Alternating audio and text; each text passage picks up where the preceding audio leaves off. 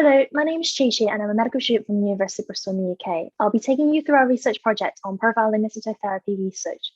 This systematic review is part of a combined project that myself and another colleague, Francesca Wright, completed. The two-part project consists of this systematic review, which aimed to comprehensively profile various parameters from previous studies, and a qualitative study to compare mistletoe therapy uses across UK centres, which aim to explore patterns in areas such as route of administration, mistletoe therapy effects, clinicians' experiences, and perceptions of mistletoe therapy. The qualitative study, Oral Mistletoe and Cancer Study, abbreviated OMAC Part 1, will be explained in a separate poster presentation in this conference. Mistletoe is a semi-parasitic plant which grows on different types of host trees, such as oak and pine. Immunological and clinical properties of the mistletoe therapy related to its actin content, which varies with the different types of host trees, was discovered. Therefore, it has been commonly used in cancer treatments, amongst other health conditions, for considerable amount of time. This was most commonly done in Europe, in countries such as Germany, where its main manufacturers originated in, and where the preparations are made from the European mistletoe, Viscum album.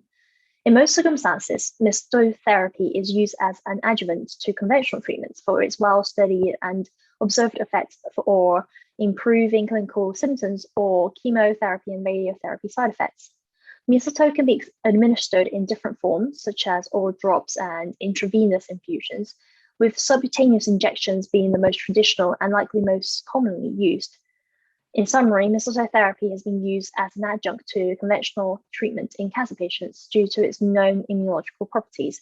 However, minimal research has been conducted in identifying uses for mistletoe therapy beyond cancer.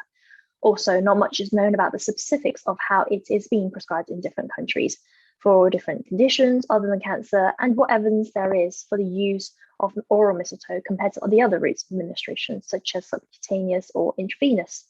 Therefore, the aim of this review is to comprehensively extract multiple parameters of relevant data from all the studies, such as route of administration, in order to better profile the use of mistletoe as a standalone or adjunctive therapy. For the methods, the review was started by producing an inclusion and exclusion criteria.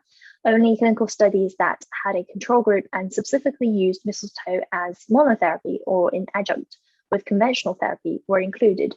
Studies that looked at mistletoe alongside other complementary and alternative medicines were excluded to isolate the effects of mistletoe therapy. In addition, only studies that had a full text in English and published up until the date of July 2020 were included. A search was conducted across 3 different databases, Medline Ovid, Central Cochrane, and AnthroMed Library. AnthroMed Library was used to ensure the grey literature also written on mistletoe was covered. In initial searches, other systematic reviews were also used to make sure all relevant papers were included for this systematic review. 2 researchers then independently screened and extracted data from all the text to ensure that all relevant studies were included and to reduce any bias. Any discrepancies in decisions were then passed on to a third person for independent and final decisions. Thereafter, data extraction tables were produced, followed by tabulation of all the relevant results to create a more comparable basis between all the different studies included. As for the results, a total of 37 different studies were included in the systematic review, 17 randomized controlled trials, 4 other types of intervention studies, and 16 observational studies. Results were extensive and therefore cannot be all presented on the poster or a presentation here, but key findings will be highlighted. As expected, the majority of the studies were indeed conducted in European countries, with Germany being the most common, where 16 studies were completed, whilst only 1 study included patients from the UK. This was not a study based in the UK, nor one which solely focused on UK patients. The chart here shows the rest of the distribution where the studies took place. Secondly, subcutaneous was the predominant route of administration, applied in 29 studies, followed by intravenous. And oral mistletoe was only used in 1 of the studies, which was conducted in Korea. More about this particular study will be mentioned later. Other modes of application included intrapleural for malignant effusions and intravesical for bladder cancer, but as you can see from the graph here, they were also seldomly investigated amongst the included studies. In addition, we found that Iscator was the prevailing brand of the main 6 manufacturers used, and some studies used non-commercially established mistletoe preparations instead.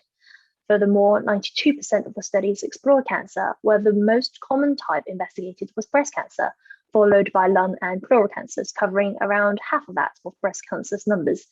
This is then closely followed by gastrointestinal and gynecological cancers.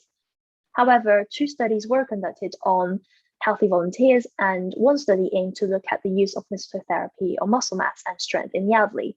The study investigated oral mistletoe use, focusing on musculoskeletal and connective tissue diseases, and was conducted in Korea using Korean mistletoe extract. This RCT compared 2 intervention groups and a placebo control.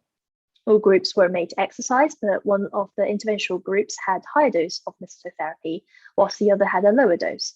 There was significant improvement in the intervention groups for knee strength after follow-up and an increase in muscle mass in the higher dose intervention group. The other study conducted on healthy volunteers measured the mistletoe therapy's adverse events and effects on quality of life and fatigue, comparing 2 different types of mistletoe, Iscatopini and Iscator Quercus Special, which were extracts from mistletoe grown on pine trees and oak trees, respectively. Moreover, the most measured outcome was quality of life, with 25 studies looking at this. This was followed by disease progression and relapse, then survival, then mistletoe causing adverse events and side effects.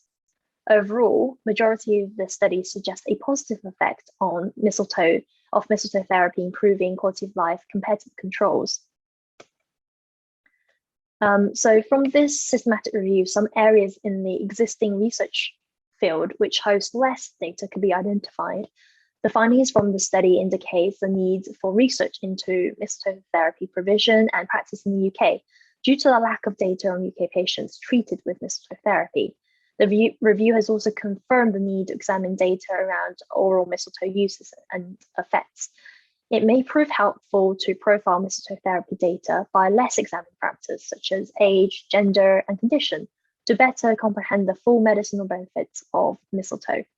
There are limitations to this systematic review, as it only prioritized examination of high-level evidence-based studies. By broadening the inclusion criteria with an update on the systematic review, there may be more lower-level cohort evidence available of mistletoe therapy uses and effects in non-cancerous conditions, and also oral mistletoe data. Similarly, examining more studies that are only written in other languages by finding the capacity for accurate translations would also broaden the profile of literature and reduce bias that was introduced in this way.